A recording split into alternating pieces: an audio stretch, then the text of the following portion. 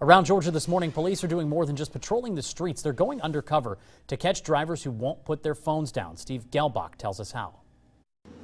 Hiding in plain sight, dressed in traffic sign yellow, some holding surveying gear, even a shovel. These aren't Cobb DOT workers, they're police officers. They're looking for direct violations. So this could be someone texting on their phone. We've encountered people playing on social media, on email. All armed with a radio, alert waiting officers who then pull out to make the stops.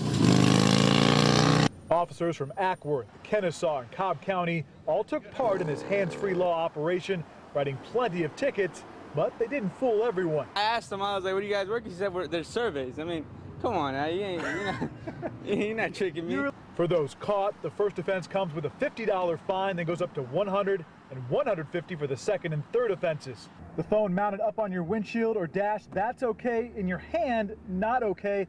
Earbuds, they are legal as long as you're only wearing one.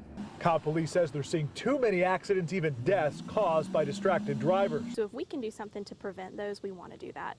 Tuesday's operation wrapped up by noon, but they promise to be out again in another part of Cobb soon.